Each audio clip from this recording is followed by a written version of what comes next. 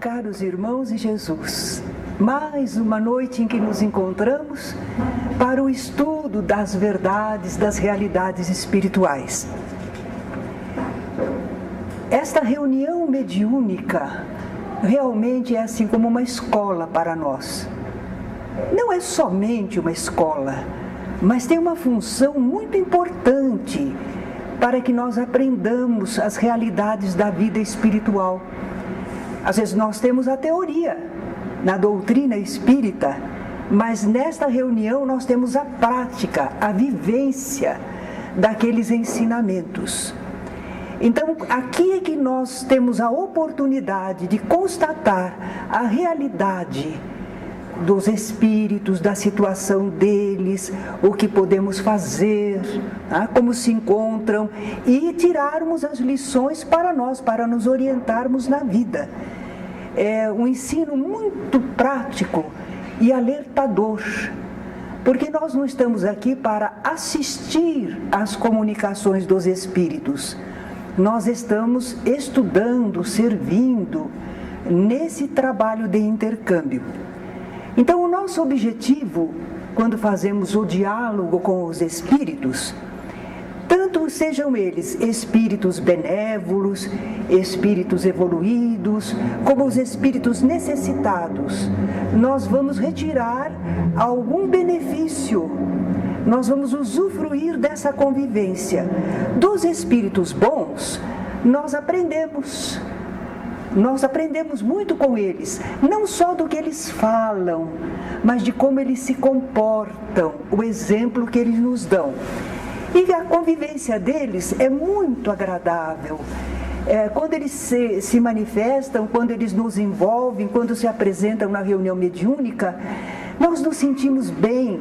Os médiuns aqui presentes é que podem nos dizer, não é? Quando é um espírito benévolo que vem envolvê-lo para se manifestar, como ele se sente seguro, se sente bem, se sente estimulado, não é? Diferentemente da presença dos espíritos necessitados. Mas aí é a nossa oportunidade de confortar, esclarecer e também aprender com os seus exemplos, não é? Então, dando o que recebemos em relação aos espíritos necessitados, nós temos essa oportunidade de ajudar e ter o merecimento para continuar recebendo a presença dos bons espíritos. Nós temos que conversar com os espíritos, porque eles se apresentam não só passando mensagens, mas eles se apresentam nas suas necessidades, buscando um diálogo, buscando um esclarecimento. Então nós temos que dialogar com os espíritos, conversar com eles na reunião mediúnica. Será que há um modelo para essa conversação, para esse diálogo? Costumamos comparar, assim, para aliviar o nosso estudo, não é? Com o manual de cartas para os apaixonados. Será que existe verdadeiramente um manual? Não. Cada caso é um caso, são situações muito variadas, não é? Os espíritos se apresentam, são como as pessoas. Espírito é gente, é pessoa. Então, aqui no mundo, para cada pessoa nós tratamos de um jeito. Para cada pessoa nós encaminhamos a conversa num determinado campo. Assim também quando dialogamos com os espíritos. É imprevisível. Nós, então, não podemos ter um modelo estereotipado de diálogo com os espíritos. Depende do grau de evolução dos comunicantes e da situação do nosso intercâmbio com eles. Se os espíritos forem esclarecidos, benévolos, é tão fácil conversar com eles. Como essas pessoas que sabem ser simpáticas, que ouvem, que intervêm no momento certo, não é? É muito natural, fraterno, seguro, gratificante e proveitoso dialogar com os espíritos benévolos. E com os espíritos necessitados? Bom, precisa ver primeiramente se eles conseguem nos entender. Porque às vezes eles se apresentam e nós tentamos conversar com eles, mas parece que eles estão numa ideia fixa. Eles estão no mundo deles, no mundo íntimo, eles nem nos ouviram ainda. Então nós vamos ter que captar a atenção deles, não é? Às vezes nós falamos, mas eles não entendem fácil. Então precisamos de compreensão. Do que é que eles precisam, esses espíritos necessitados? Vai variar. Uns precisam de carinho. É aquele tipo de pessoa retraída, sofredora, precisa carinho envolvente, não é? Para estimular, a que fale conosco, que tenha confiança. Outros vão precisar apenas de boas vibrações nossas. É o que ele mais precisa. Conversamos sim, mas o que ele precisa mais é aquela vibração de paz, de serenidade, de fraternidade, aqueles fluidos, aquelas ondas mentais. É isso que vai fazer bem a eles. Outros precisam de esclarecimento, eles querem saber o que aconteceu, por que eu estou assim, não falam mais comigo. Então, às vezes precisa de esclarecimento, não é? Ou de conselho. Porque às vezes o problema, ele sabe o que ele está passando, mas ele precisa de uma orientação, de um conselho. Não fique assim, tenha esperança, tudo vai melhorar, não é? Então nós podemos aconselhar como ele vai agir para melhorar a sua situação. E haverá aqueles casos em que o espírito se apresenta muito arrogante, ou impositivo, meio descontrolado, e com esses nós temos que usar energia, mas não é uma energia brava, é uma energia serena, construtiva. Noutra noite estávamos atendendo um espírito e sabíamos que ele era adversário do bem, e ele estava falando uma série de coisas. Tudo bem, nós ouvíamos, de vez em quando dizíamos alguma coisa, mas num certo momento ele dizia: esse Deus aí, não pode. Não pode desmerecer a ideia do Criador, do nosso Pai, não é? Então foi preciso dizermos: olhe, você tem toda a liberdade de expressar-se, de falar o que você sente, mas nós não vamos permitir que você menospreze a ideia de Deus, não é? É o Pai, é o Criador, exigimos que você respeite. Isso você não vai poder agir dessa maneira. Então, às vezes é preciso uma firmeza naquilo que vamos colocar. Agora, todos os espíritos que se comunicarem aqui conosco, o que é que eles precisam basicamente? Da nossa compreensão, da nossa boa vontade para tratá-los adequadamente. São pessoas, é gente. Como é que nós gostaríamos de ser tratados? Mesmo que nós estivéssemos confusos, ou que estivéssemos um pouquinho irritados, nós gostaríamos que soubessem conversar conosco, fraternamente, que nos procurassem nos entender, assim nós vamos agir para com eles. Então nós temos que conversar simpaticamente com os espíritos. Só com os espíritos? Não, com todas as pessoas. Devemos ser simpáticos no conversar, estarmos assim atentos com a pessoa. Agora, o que pode nos ajudar a conversar simpaticamente com os espíritos? Conhecer o ser humano aqui na Terra. Por isso é que o diálogo com os espíritos não é muito adequado para as pessoas muito jovens, sem experiência, sem vivência no quadro das relações domésticas, sociais. Ele não tem conteúdo, não tem bagagem, ele é muito centrado ainda nele mesmo. Claro que há exceções. Há jovens, há adolescentes que são espíritos amadurecidos, mas esses são as exceções. Normalmente, o jovenzinho, o adolescente, ele está muito centrado nele mesmo e ele ainda não tem um bom senso para o relacionamento com as pessoas. Então, geralmente, quem faz o diálogo com os espíritos são pessoas que demonstram um certo amadurecimento, para tanto, não é? Se nós conhecemos os seres humanos, temos aquele conhecimento prático, temos uma certa experiência de vida, nós saberemos tratar também os espíritos da mesma maneira. É apenas um contexto diferente, porque ele está desencarnado e nós estamos encarnados, ele está falando através de um médium, tudo bem. Mas ele é uma pessoa, é um ser humano. E aí que nós vamos conversar com ele como conversamos com as pessoas, não é? Quando a gente começa a tentar ajudar os espíritos dialogando com eles, nós não temos toda essa experiência. Às vezes conhecemos aqui o mundo terreno, as relações do mundo terreno. Mas em relação aos espíritos, nós vamos aprender algumas coisas mais. No começo a gente não tem toda essa experiência, mas é no exercício, é fazendo que a gente aprende, é exercitando, não é? Kardec soube conversar com os espíritos, não é? E nós estamos falando isso, não é um elogio a Kardec, é um reconhecimento da capacidade dele, porque nós observamos em tudo que ele escreveu sobre o trato com os espíritos, nós percebemos a capacidade dele de entender os espíritos e fazer colocações, perguntas, pedidos de esclarecimento, alertas, principalmente no livro O Céu e o Inferno, quando ele mostra lá diálogos com espíritos em diferentes situações. Kardec conversou com os espíritos. Qual o objetivo que ele tinha?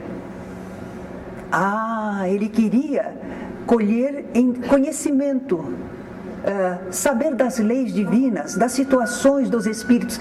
Ele foi um pioneiro, porque embora os espíritos sempre se comunicassem no mundo, e no cristianismo primitivo havia a conversa dos cristãos primeiros com os espíritos, mas em verdade isso estava de novo oculto, fechado esse intercâmbio. Então Kardec foi um pioneiro, ele abriu as portas para nós. Com quem nós aprendemos a dialogar com os espíritos? Foi com Allan Kardec, não é? Então ele tinha o objetivo de se informar, conhecer as realidades espirituais para beneficiar a humanidade. Assim que ele percebeu que aquela doutrina que os espíritos revelavam era muito importante, ela era educadora, ela era moralizante, ela era confortadora. Quando ele entendeu isto, ele sentiu a necessidade de partilhar com a humanidade, não é? Então ele soube conversar com proficiência, quer dizer, com competência, rara habilidade, paciência, porque é preciso ouvir às vezes, não é? É preciso ouvir para poder conversar. Perseverança. Muitas vezes vamos conhecer melhor o espírito e por que ele agiu de tal maneira quando nós temos algumas reuniões em que conversamos com ele. Num primeiro contato podemos nos enganar, podemos não entender perfeitamente. Mas quando nós vamos aprofundando, repetidas experiências, né? Por isso precisa perseverança. Agora, ordem e método. Allan Kardec soube usar isso. Nós não somos pesquisadores, não é? Nós estamos aqui num serviço fraterno, junto aos espíritos que se comunicam. Mas mesmo assim, nós podemos ter uma certa ordem na nossa conduta, no que vamos dizer, até que ponto. Então nós aprendemos isso, uma ordem. Kardec fazia as perguntas com tanta ordem, com um objetivo. As perguntas deles não eram gratuitas. Tanto que o espírito, se não me engano, é São Luís, Kardec está formulando uma pergunta e o espírito responde. Pedindo esclarecimento a respeito de alguns fenômenos, comportamento dos espíritos. Aí Kardec faz outra pergunta e o espírito responde. Quando Kardec faz uma outra pergunta, ele diz assim: ainda não chegarás onde queres. Quer dizer que o espírito sabia o que Kardec estava querendo se esclarecer, mas com aquela pergunta ainda não daria oportunidade para a resposta esclarecedora, não é? Então nós vemos que ele usou ordem e método Por isso ele pôde publicar depois o Livro dos Espíritos, no qual, através de perguntas e respostas, nós aprendemos a doutrina, não é? Então, ele colheu e ordenou a doutrina espírita, esclareceu, confortou, reencaminhou muitos espíritos necessitados. Porque ele não conversou só com os espíritos instrutores, ele socorreu também. Senão seria muito interessante, nós conversamos com os espíritos para nos esclarecermos, para ficarmos bem informados. Não, tem sempre aquela parte de caridade, não é? Existe a sabedoria e o amor. Então não podemos ficar só em torno do conhecimento, temos que exercitar o amor também. Temos um grupo mediúnico e temos de conversar com os espíritos, faz parte, é objetivo nosso. Do nosso grupo, quem é que nós vamos encarregar de conversar com os espíritos, de fazer o atendimento? Quem será que nós vamos escolher? A pessoa precisará ter algumas habilidades, algumas qualidades. Nós já vimos que o diálogo é imprevisível. Então, temos que escolher bem a pessoa que vai fazer o atendimento. Talvez que vocês digam, mas nós temos aqui alguns iniciantes que já estão começando a fazer diálogo. Nós estamos funcionando como uma escola também, não é? Nós estamos preparando pessoas para as tarefas. Então, elas têm direito de experimentar, exercitar. Mas se formos um grupo mediúnico de trabalho, como é um grupo de desobsessão, um grupo especial mediúnico, então vamos ver quem é que vai fazer o diálogo, o atendimento, não é? Nunca entregar essa tarefa à pessoa inabilitada. Porque senão não conseguimos o êxito no trabalho, perturba tudo. Não se chega a um atendimento que encaminha realmente os espíritos, não é um atendimento que enseja o aprendizado para o grupo. Então é preciso escolher bem. Pessoa inabilitada, não. Para essa pessoa, converge a assistência dos espíritos orientadores. É André Luiz que fala isso num dos livros, se não me engano é aquele Desobsessão. Ele diz que para a pessoa que assume o encargo de dialogar com os espíritos, de fazer o atendimento, porque os espíritos do Senhor, a equipe espiritual está ali, e quer que o espírito seja atendido adequadamente. O espírito precisa que a nossa voz se faça ouvir, que a nossa linguagem é mais acessível a ele, e ele está ligado ao médium, e aí ele pode ouvir como ele ouvia antes, falar como ele falava antes. Ele precisa disso. Os espíritos se queixam de que às vezes os espíritos querem conversar com eles, mas eles não alcançam a onda mental, a vibração desses espíritos. Então, através do médium, ele se sente mais seguro, ele consegue. Porém, os amigos espirituais estão dando assistência, inspirando, orientando, acalmando o espírito comunicante. Então nós não estamos desamparados para fazer o diálogo. Essa pessoa que vai conversar com os espíritos, usualmente era chamada de doutrinador. Era o nome que se dava. Havia, antigamente falavam o presidente da mesa, que era o dirigente, não é? E aquele que conversava, eles diziam doutrinador. Mas a gente sabe que não passa doutrina em alguns minutos, não é? Não, às vezes nem falamos propriamente de doutrina, só fazemos o acolhimento, né? Então, doutrinador, parece que a palavra não está bem adequada. A André Luiz chama de médium esclarecedor, justamente porque ele está sob o amparo dos espíritos para prestar os esclarecimentos. Mas, afinal de contas, a mediunidade ostensiva, o dialogador pode não ter. E se a gente fala médium esclarecedor, é a mesma coisa que alguns dizem assim: Não, o passista é médium. Não, nem sempre. O passista muitas vezes trabalha por si com assistência espiritual, mas não mediunizado. Mas como as pessoas querem dar valor, acham que se disser que é médium, fica mais valorizado. Então chamam médium passista. É como em relação ao elemento de sustentação, o médium de sustentação. Vamos dizer assim, é um eufemismo. Nós queremos valorizar a função, mas a função é valiosa por si mesma. Não precisamos usar a palavra médium. Não é só o médium que é importante e valorizado no trabalho do intercâmbio, não é? Então nós começamos a usar a palavra dialogador. Dialoga é dialogador, com simplicidade, não é? Bem, que qualidades esse dialogador deve ter? Agora eu peço a ajuda de vocês. Vamos escolher alguém para dialogar. O que essa pessoa precisa ter? Tem que conhecer doutrina. Primeiramente, porque ele vai fazer o atendimento espírita. Vai conversar com os espíritos, passar o esclarecimento. Se ele não conhece doutrina espírita, o entendimento de quem somos, porque estamos aqui, como devemos agir, para onde iremos depois, se ele não conhece isso, como é que ele vai conversar com os espíritos, não é?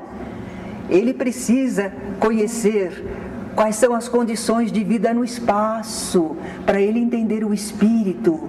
O que é que o espírito está dizendo?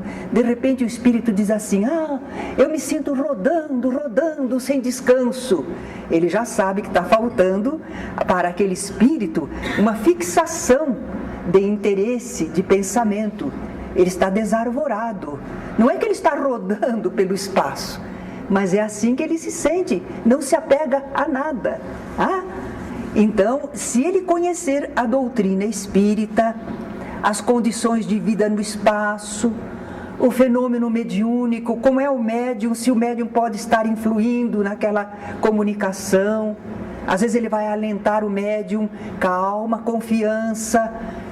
Mas se ele não souber que o médium às vezes sofre com o impacto da presença do espírito, ele não vai ajudar adequadamente, não é? Tem que saber do passe, da oração, certos recursos e técnicas que ele pode empregar, principalmente as leis que regem o universo moral, não é? E naturalmente o Evangelho de Jesus, porque tudo que o Espiritismo ensina converge para a moral de Jesus, não é? Ele tem que ter então uma formação doutrinária sólida. Sabe, às vezes, em alguns grupos, iniciantes, e que não há outras pessoas para orientarem, eles começam, vamos dizer no sentido popular, com a cara e a coragem. Eles não têm essa experiência, não têm esse preparo. O plano espiritual certamente vai ajudar o máximo possível, não é? Eles vão aprendendo com o tempo, mas não é o ideal. O ideal é preparar a pessoa. Então, às vezes, nós temos no grupo muitas pessoas. Talvez que qualquer um deles, numa emergência, possa conversar. Mas sempre há alguns que estão mais preparados para isso. Cada qual com sua aptidão. Todos nós somos úteis. Cada qual dentro de um campo maior. Então, nós precisamos ter formação doutrinária sólida para dialogar com os espíritos. Que mais?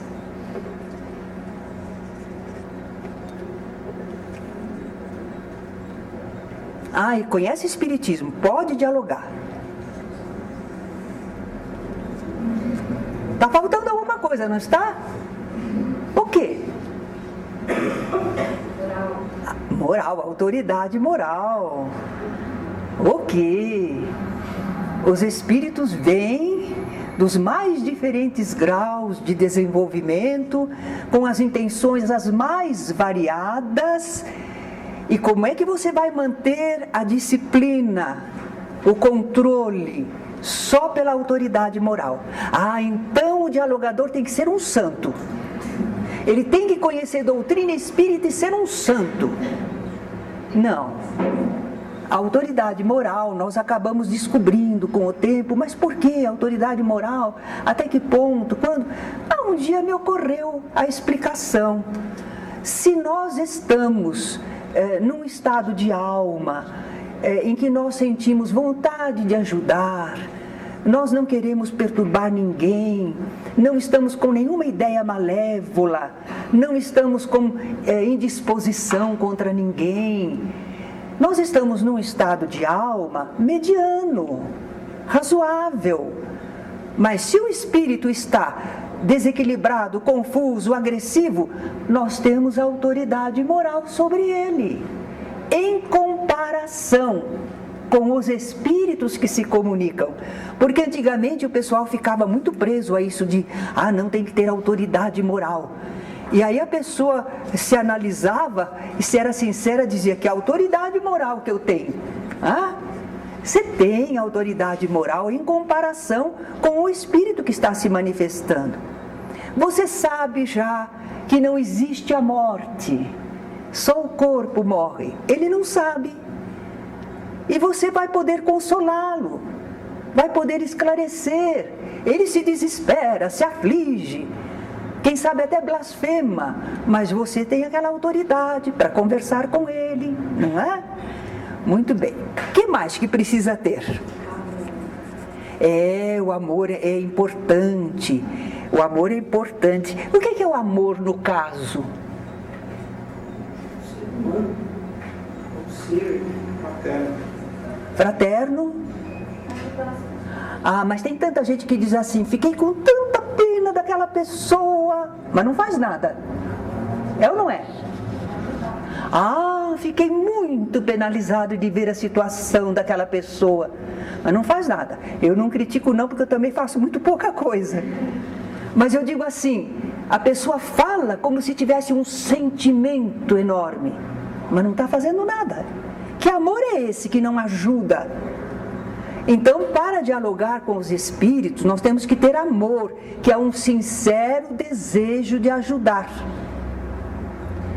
É tão sincero esse desejo que às vezes o espírito agride, acusa, ele ataca. As vibrações dele são desagradáveis, mas você não reage mal, você reage com o bem, porque você está ali querendo ajudar. Você se coloca no lugar do sofredor ou do rebelde para entender e ajudar. Mas para fazer isso, gente, para ter esse amor, precisa de fé, uma fé espírita. Porque se uma pessoa presenciar a manifestação de um espírito agressivo, rebelde, que a si mesmo se chama até de Satanás, essa pessoa vai dizer: vá de retro, Satanás, não quero nada contigo. Mas nós somos espíritas, nós temos um conhecimento espiritual que diz para nós: não, ele é um filho de Deus também. Isso que ele está fazendo ou é para nos assustar, ou ele está se julgando muito mal, ele pensa que ele sempre terá de ser assim. Então essa fé espírita, raciocinada, sincera, é que nos ajuda no trato com os espíritos. Se a gente não tiver essa fé, a gente vai ficar inseguro. O espírito se manifesta e diz assim: eu vou destruir vocês. Olha, eu vou acompanhar você, você vai ver o que vai lhe acontecer. E a pessoa: nunca mais eu atendo o espírito. Certo? Então é falta de fé. Não aquela fé assim: eu tenho fé. Fé raciocinada. Entende por quê? Entende como é o espírito, o que ele pode, o que ele não pode. Esse conhecimento espiritual dá segurança. A gente usa o que conhece. A gente sente o impacto, mas a gente usa a razão. A razão, a fé esclarecida, não é? A prece, temos que ter convicção de que a prece funciona, que é uma ligação espiritual. Porque em certos momentos a gente vai apelar para a prece, vai orar, seja para socorrer um sofredor, seja para conter alguém indisciplinado. Temos que confiar também no passe. Olha aí, fé em tudo isso.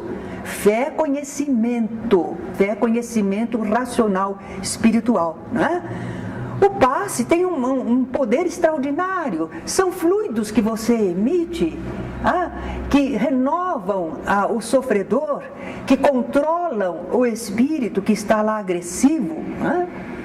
E também, olha, fé no potencial espiritual do comunicante. Por quê? Você pensa que ele não pode melhorar? Ele é filho de Deus, ele é um espírito. Ele evolui como nós.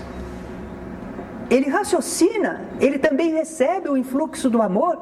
Então vamos ter fé no potencial dele também.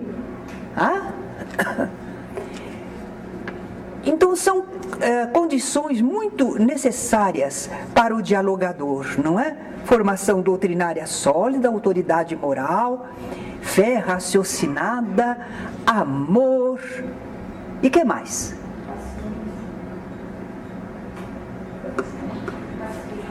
Paciência. Se não tiver paciência, não dá para ser dialogador. Há momentos em que a gente tem que ouvir. A gente fala, parece que ele não ouviu, a gente com calma fala de novo. Parece que ele está no meio da perturbação, a gente aguarda o momento certo, fala de novo. Tem que ter paciência para dialogar, não é? E é um exercício maravilhoso, não é? O médium está sendo exercitado para sentir aquelas presenças e como vai reagir, o que vai fazer. Os outros estão aprendendo com as manifestações. E o dialogador também está se desenvolvendo. Às vezes, eu não sou muito paciente, mas eu tenho que aprender, hein? Porque para dialogar com os espíritos, eu tenho que ser paciente. E talvez aí depois eu seja paciente lá com o meu pessoal em casa. Eu exercito, vejo que funciona e depois, quem sabe, eu aplico também em casa, não é? Sensibilidade, tato. Aí é uma questão, sensibilidade. Quando a pessoa está interessada no próximo, ela como que sente o outro, não é? Sabe em que terreno está pisando. Todo mundo faz isso na sua família, não é? Os filhos com a mãe com os filhos, esposo com esposa, os parentes todos, né? Às vezes a gente fala, nota a reação do outro, a gente ameniza a situação, não é? Precisa tato e sensibilidade para ver onde o espírito pode aguentar, onde ele pode reagir bem ou não.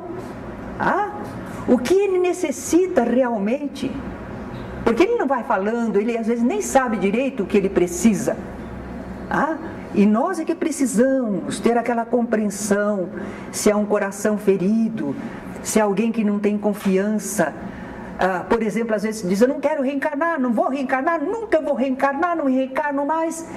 Por que ele fala assim? Ele tem medo das consequências que ele vai enfrentar. Então você tem que ter essa sensibilidade, esse tato, não é? Vigilância.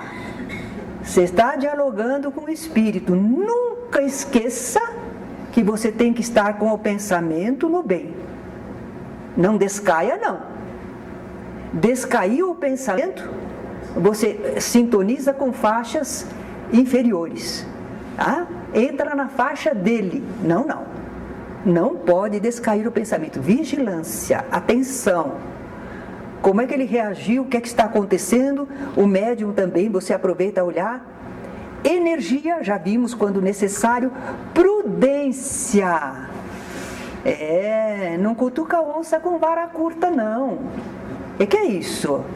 Certo? Não, mas nós estamos apoiados pelos bons espíritos. Sim, para fazer o bem. E não para você se expandir como você quer. Aí você não está fazendo o serviço, aí você sai da faixa. Você sai do amparo, porque você tem livre-arbítrio, não é?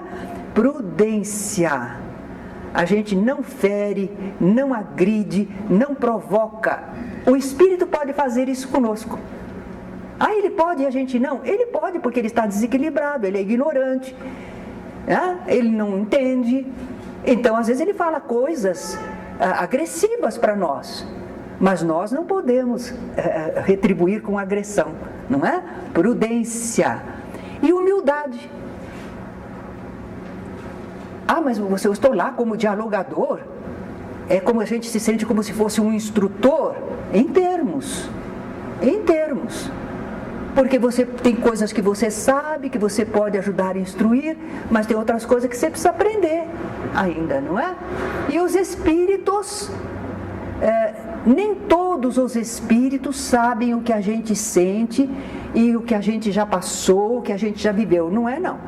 Às vezes o espírito fala para nós, eu sei que você... Ele está jogando verde para colher maduro. Ele não sabe não. Um ou outro saberá. Mas não é porque o espírito não sabe que a gente então diz, eu estou coberto, né? Eles não sabem, eles não me veem. De repente você encontra um espírito, não é? Que é ainda rebelde e tudo, mas é inteligente, arguto, experiente e às vezes realmente se indicou a vida da gente, certo? Mas então não precisa ter medo de que o espírito saiba a nossa vida. E daí? Não há nada oculto que não venha a ser descoberto. Então, se o espírito falar alguma coisa que diz respeito à nossa intimidade, alguma falha nossa, nós vamos usar a humildade. Nós não estamos aqui a cavaleiro da situação. Eles são os pobres miseráveis e nós somos os mensageiros do Senhor. Não é isso. Nós somos um dialogador, não é? Então a gente é humilde e a gente aceita, se for o caso. Às vezes o espírito não está falando verdade. E a gente diz, olha meu irmão, tenho procurado agir com acerto. Não, eu tenho procurado ser verdadeiro. É verdade que a gente nem sempre acerta, meu irmão, não é? Mas estamos aqui, neste trabalho, querendo ajudar. Pronto, humildade, né? Mediunidade precisa, o dialogador precisa de mediunidade? Seria bom ser médium? Seria, mas não é necessário. Pode ser médium, não é? Mas já repararam que se ele ficar mediunizado, quem está agindo é o espírito através dele, não é mais ele. E quem é que é o dirigente para verificar se o espírito está agindo bem, se você como médium está controlado? Cadê? Você entregou a direção, não pode. O dialogador não pode funcionar como médium no diálogo. Ele pode ter uma vidência, ele pode ouvir um conselho de um espírito amigo sobre o que fazer, certo? Ele pode às vezes visualizar o espírito que está atuando sobre o médium. Todas estas coisas podem ser, mas ele não ficou mediunizado. Ele não foi envolvido por um espírito, certo? Não é o ideal, não. Principalmente antigamente o dialogador era o dirigente, né? Ele é que dialogava. Já imaginou se ele fica envolvido por um espírito? É ele que está dirigindo a reunião. Que espírito é esse? Como é que entrou? Então não precisa ser médium, não. Agora, nós já vimos que ele está sob amparo espiritual, inspiração, ondas mentais, pode, mas não deixar-se mediunizar. Deu para compreender a diferença, não é? O que mais que nós temos a dizer sobre assim? Essa nossa reunião mediúnica é uma psicoterapia. Só que nós trabalhamos com os espíritos, mas é psicoterapia. A gente não estudou na faculdade, não tem diploma legal. Também aqui não é uma profissão. Mas é psicoterapia. Porque a gente procura entender a pessoa, ver onde ela está emaranhada, fazer sugestões, não é? Então nós estamos trabalhando com a alma, com o psiquismo da pessoa e conseguimos muita coisa, não é?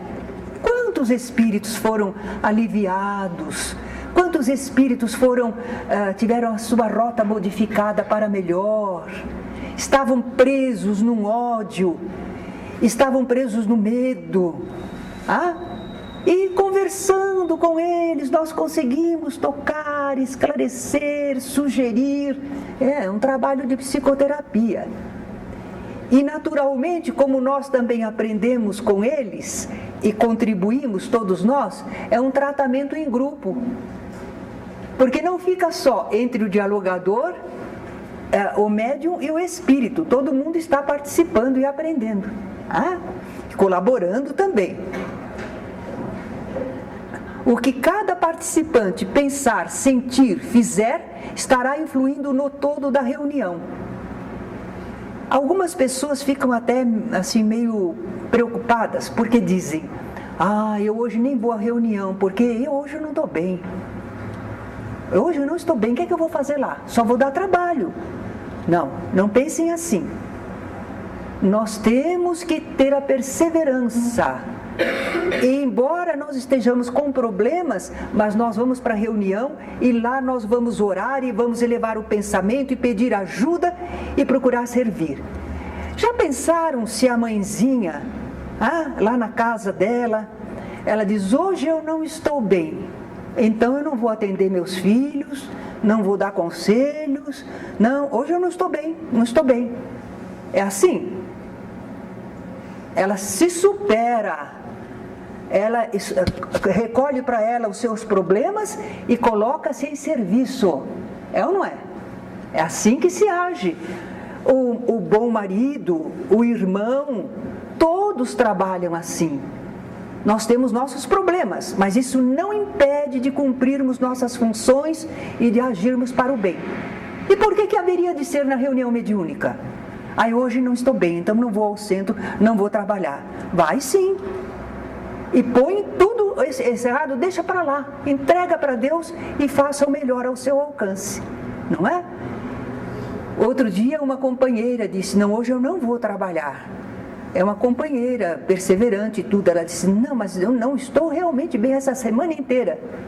Por que era a semana inteira que ela estava se sentindo mal?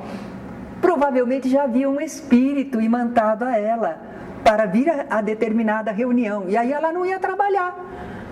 Ela ia continuar sentindo-se mal. Trabalhou mediunicamente, quando terminou, perguntamos para ela: e agora? Estou bem. Porque o espírito foi atendido, socorrido, não é? Mas eu hoje tive uma briga, eu falei o que não devia. Ora, é o momento de você fazer a sua oração e fazer a meia-culpa diante de Deus. Senhor, eu errei, não fiz correto, mas me aproveita, Senhor, para aquilo que for bom, perdoa-me. E a gente aprende a perdoar os outros também, não é?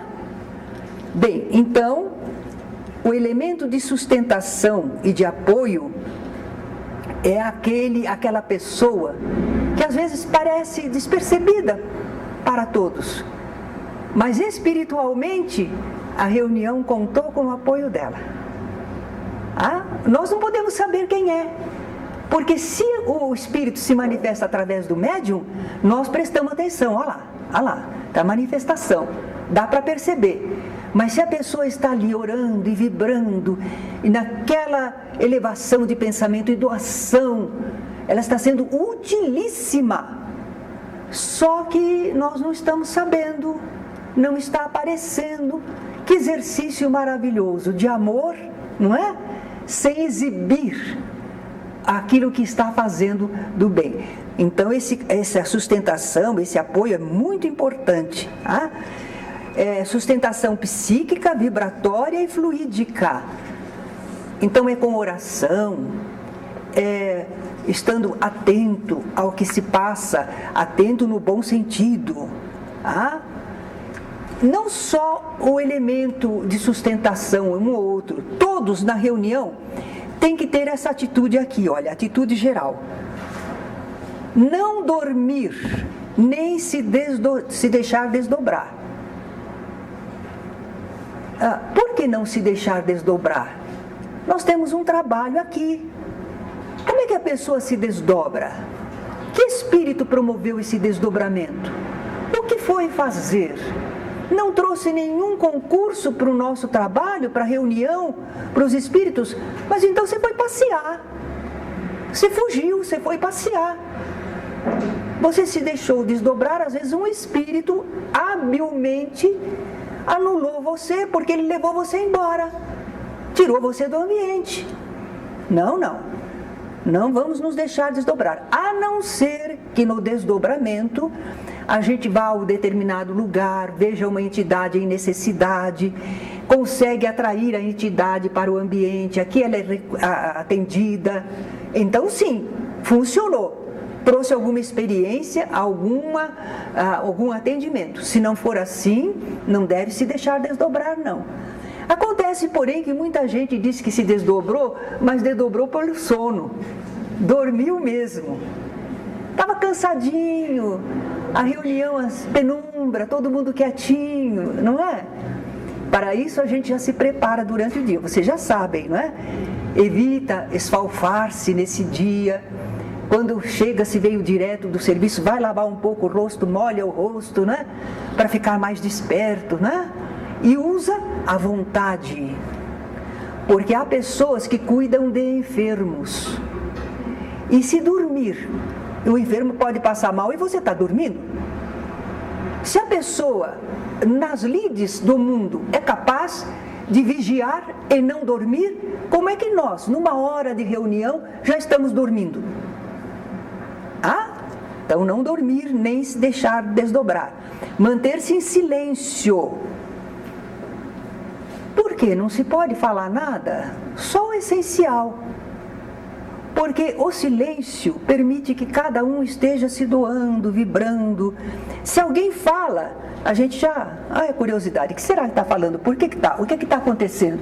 Pronto, já distraiu 3, 4. Não é hora de conversa nossa, particular, não é? Então, o silêncio permite que os dirigentes estejam atentos, que os médiuns estejam se concentrando, porque às vezes o médium está quase concentrando, de repente conversa aqui ao lado. Ele naturalmente volta a atenção, não é? Atender apelos de maior cooperação mental. Isso é muito necessário. O dirigente não vai ficar falando a toda hora, concentração, uma oração. Mas às vezes ele sente que o ambiente decaiu, a vibração, ele sente e ele então faz um apelo. Vamos nos concentrar, continuemos orando. Ou uma comunicação que ele acha que precisa mais atenção, vibremos por esse irmão, certo? Então nós vamos atender a esse apelo, claro. Simpatia e solidariedade para com os comunicantes. Olha que exercício, porque às vezes as pessoas não estão ainda exercitadas nisso. Se manifesta, por exemplo, um homossexual. Qual é o problema? É um filho de Deus. Cada um de nós tem suas dificuldades, seus problemas. Se nós achamos que há um problema, não é motivo para escândalo nem coisa nenhuma, não é? Então nós temos que ter simpatia e solidariedade. Mas ele é assassino, ele disse que ele matou pessoas. E ele disse que tem vontade ainda de matar mais. Olha que horror! Horror nada. É uma criatura equivocada. É alguém magoado, ferido, desorientado. Então nós temos que ter simpatia e solidariedade para com os espíritos comunicantes. Não quer dizer concordar com o que ele está fazendo, mas nós somos solidários. Por exemplo, se ele fala da mágoa, do sofrimento dele, da revolta dele, nós sabemos compreender, não é? Quem de nós já não sofreu mágoas, não é? Vamos ser solidários com ele, não concordando, mas sabendo que ele está sofrendo, não é? Simpatia e solidariedade para com os comunicantes. E em relação ao diálogo, nós vamos apoiar mentalmente quem estiver dialogando. Nós não vamos interferir no diálogo. Como é que a gente pode interferir? Com a onda mental. A pessoa está lá procurando atender.